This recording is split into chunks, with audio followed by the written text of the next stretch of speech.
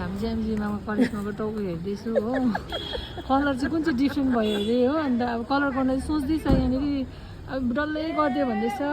अघि आधी गरेको भएन अब यो टुप्पीदेखि गरिदियो भन्दैछ हो टुप्पीदेखि गरिदिनु पऱ्यो नि फोरहेडदेखि लिएर हो अनि त्यही कारणले गर्दाखेरि चाहिँ म चाहिँ अब टचअप गर्नु जाँदैछु छु होइन यस्तै छ कि बाछी टाउको पनि ननुहाइ आउँछ त्यही नुहाउनु लागि कहाँ है स्याम्पू सलुनमा नगरेर यहाँ घरमा गरिकन आउनु भन्नुहोस् त तपाईँहरू आफू केसको नि कलरको चाहिँ हिस्ट्री बताएँ मेरो चाहिँ पुरै नेचुरल कालै छ भित्रभित्र सेतो छ देखाउनु हुँदैन मैले चाहिँ 2007 देखिको कलर केमिकल लगाएको नि त टाउकोमा त्यही कारणले गर्दाखेरि चाहिँ मेरो चाहिँ प्लस अलिअलि उमेर पनि भयो हो यो यतातिर धर्काहरू पनि आउँदैछ त्यही कारणले गर्दाखेरि चाहिँ कलर लाउनै पर्छ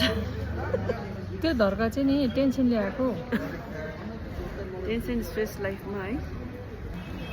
अन्त म चाहिँ कलर लाउँदिनँ मलाई चाहिँ थाहा छैन कस्तो हुन्छ भने यताले चाहिँ पुरा यता चाहिँ पुरा भन्दैछ रहेछ कालो र कलरको डिफ्रेन्ट पनि बताएँ मैले बुझेँ यताको कलर चाहिँ अलिक गडबड गर्दैछ पार्लरवालीले अब केस फेरि बनाएर कस्तो हुन्छ देखाउँछ है ब्ल्याक र व्हाइट अरे कुन चाहिँ कलरहरू यहाँ चाहिँ आफ्टर कलर गोल्डन आएको छ करिस्माको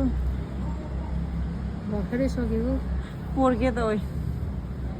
यहाँनिर बसेर फर्स्ट भिडियो छ